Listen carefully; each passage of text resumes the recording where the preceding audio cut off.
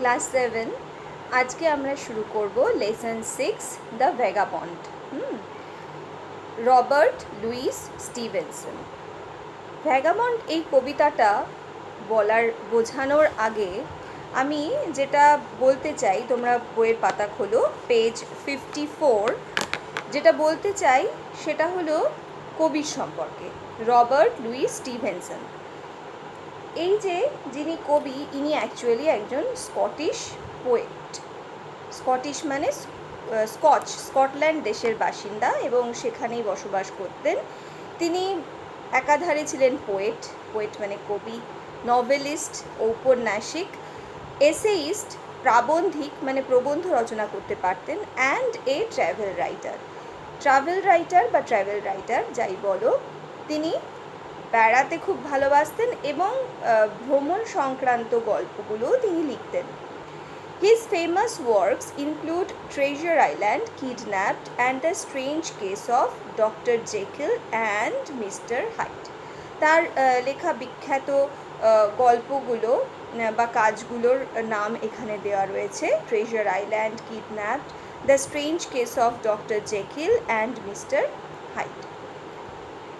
এই যে কবিতাটা আমরা পড়তে চলেছি, ভ্যাগাবন্ড, এই যেই মানুষটার সম্পর্কে এখানে পড়তে চলেছি, সেই মানুষটা কেমন? সেই মানুষটা আসলে ঘুরে বেড়াতে বড় ভালোবাসে। তার কোনো কাজ নেই। ভ্যাগাবন্ড কথার মানে হচ্ছে ভবঘুরে, যে কোনো কাজকর্ম করে না, শুধু মনের আনন্দে প্রকৃতির বুকে সে ঘুরে বেড়ায় এবং এটা করতেই তার বেশি ভালো লাগে। দেখো, ওনার পরিচয়ের পর্বে আমরা জেনেছি যে উনি একজন ট্রাভেল রাইটার ছিলেন, অর্থাৎ তিনি ভ্রমণ সংক্রান্ত গল্প লিখতে ভালোবাসতেন। তো কবি এই ভ্যাগাবন্ড কবিতাটার মাধ্যমে তার নিজের মনের যে বেড়ানোর ইচ্ছে, প্রকৃতির সঙ্গে একাত্ম হয়ে থাকার ইচ্ছে, সেইটাকে প্রকাশ করতে চেয়েছেন।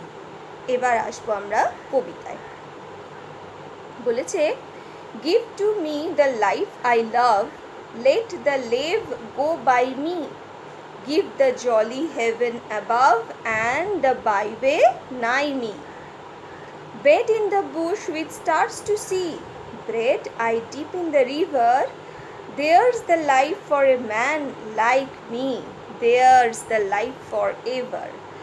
বলছে, আমাকে এমন একটা জীবন দাও যেটা আমি ভালোবাসি। Give me the life I লাভ, আমি যে জীবন ভালোবাসি সেই জীবন আমাকে দাও। কার সম্পর্কে বলছে? কাকে উদ্দেশ্য করে বলছে? ওই সর্বময় ঈশ্বর, তাকে উদ্দেশ্য করে বলছেন এই মানুষটি, যে আমাকে সেই জীবন দাও যা আমি ভালোবাসি। Let the lave go by me, আমার পাশ দিয়ে সরু নদীগুলো বয়ে যাক। লেভ মানে ছোট নদী, স্ট্রিম, রিভিউলেট, তাকে পাশ দিয়ে বয়ে যেতে দাও। Give the jolly heaven above, আমার মাথার ওপরে থাকুক এই আনন্দময় আকাশ। অ্যান্ড দ্য বাইওয়ে নাই মি, বাইওয়ে মানে হচ্ছে গ্রামের সরু পথ, সেই সরু পথগুলো থাক আমার কাছেই। নাই মানে হচ্ছে নিয়ার, নিকটে, আমার নিকটেই থাকুক সেই গ্রামের ছোট্ট সরু অলিগলি পথগুলো, যে পথ দিয়ে আমি চলে যাব নিজের মতন করে।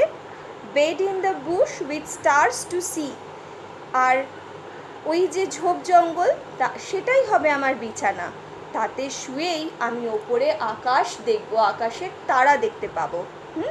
Bed in the Bush, Bush মানে ঝোপ, ঝোপের ওপরে থাকবে আমার বিছানা। উইথ স্টার্স টু সি, যেখানে শুয়ে আমি আকাশের তারা দেখতে পারবো। Bread I deep in the river, রুটি সেও আমি সেই নদীর জলেই ডুবিয়ে নেব, সে তাতেই আমার খাওয়া হয়ে যাবে। There's the life for a man like me, there's the life for ever, এই হলো আমার মতন মানুষের কাছে প্রিয় জীবন। There's the life for ever, আর এমন জীবনই আমি সারাটা সময় ধরে পেতে চাই। এই হলো ফার্স্ট প্যারার মানে।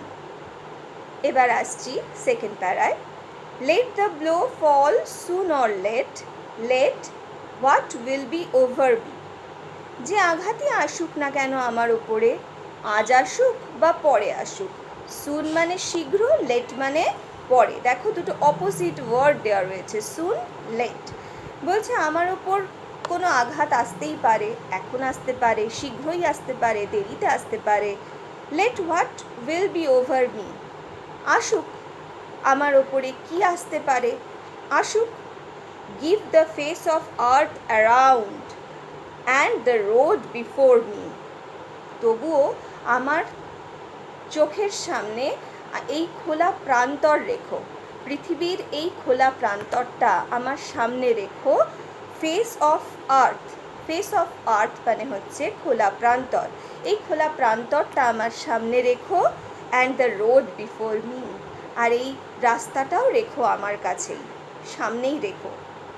Wealth I seek not, wealth I seek not, সম্পদ, ধন সম্পত্তি, একে বলে ওয়েলথ, আমার সেসব চাই না। আই সিক নট, আমি চাই না।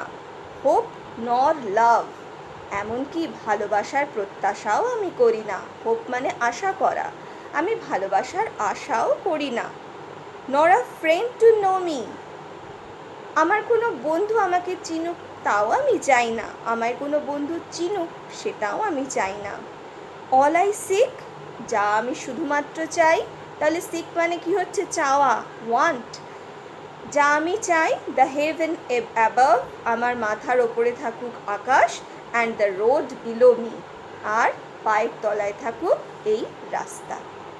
তাহলে এই হলো ভ্যাগাবন্ড কবিতার প্রথম দুটো স্তবক বা প্যারার অর্থ।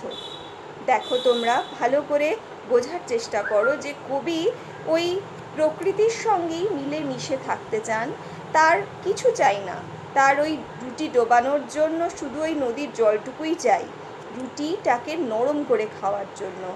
তার জীবনের কাছে ভালোবাসাও চাই না, কোনো বন্ধুত্বও চাই না, তিনি প্রকৃতির মধ্যে নিজের মতন করে থাকতে চান।